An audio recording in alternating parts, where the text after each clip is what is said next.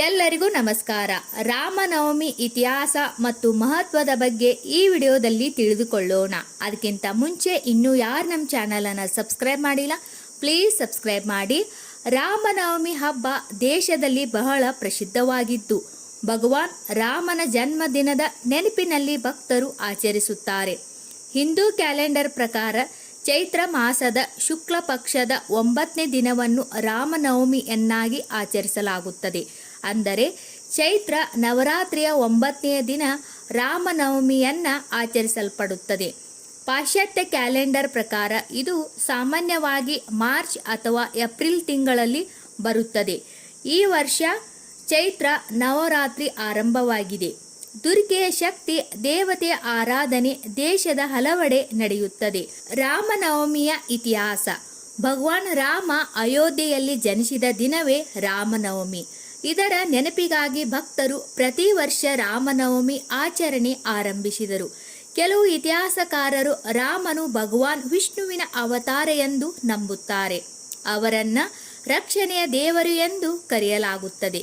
ವಿಷ್ಣುವು ಹಿಂದೂ ಧರ್ಮದ ಪ್ರಮುಖ 3 ದೇವರುಗಳಾದ ತ್ರಿಮೂರ್ತಿಗಳಲ್ಲಿ ಒಬ್ಬ. ಈ ಪೈಕಿ ಬ್ರಹ್ಮ ಸೃಷ್ಟಿಕರ್ತ, ವಿಷ್ಣು ರಕ್ಷಕ ಮತ್ತು ಶಿವ ಲಯಕಾರಕ ಎಂದು ಪರಿಗಣಿಸಲಾಗಿದೆ.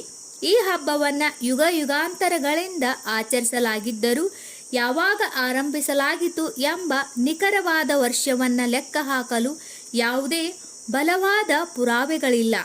ಆದಾಗ್ಯೂ ವೈದಿಕೀಯ ಕಾಲಗಣನೆಯ ಪ್ರಕಾರ ಭಗವಾನ್ ರಾಮನು ಸುಮಾರು 1 ಮಿಲಿಯನ್ ವರ್ಷಗಳ ಹಿಂದೆ ತ್ರೇತಾಯುಗದಲ್ಲಿ ಜನಿಸಿದ ಎಂದು ಭಾವಿಸಲಾಗಿದೆ.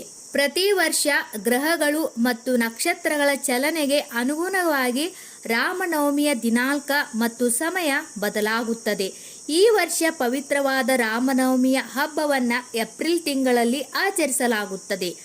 ರಾಮನವಮಿಯನ್ನು ಹೇಗೆ ಆಚರಿಸಬಹುದು?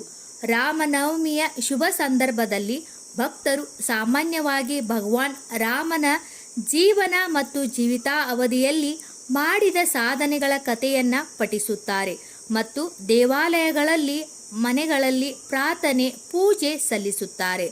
ರಾಕ್ಷಸ ರಾವಣನನ್ನು ಕೊಲ್ಲುವ ಮೂಲಕ ರಾಮನು ಕೆಟ್ಟ ಶಕ್ತಿಯ ವಿರುದ್ಧ ಒಳಿತು ವಿಜಯ ಸಾಧಿಸುವಂತೆ ಮಾಡಿದ್ದರ ಸಂದೇಶ ಹರಡುವ ನಿಟ್ಟಿನಲ್ಲಿಯೂ ಈ ಹಬ್ಬವನ್ನು ಮಹತ್ವವೆಂದು ಪರಿಗಣಿಸಲಾಗುತ್ತದೆ. ಈ ವಿಡಿಯೋದಲ್ಲಿರುವ ಮಾಹಿತಿ ನಿಮಗೆ ಇಷ್ಟವಾದರೆ ದಯವಿಟ್ಟು ನಮ್ಮ ಚಾನಲ್ ಸಬ್ಸ್ಕ್ರೈಬ್ ಮಾಡಿ. ಎಲ್ಲರಿಗೂ ಧನ್ಯವಾದಗಳು.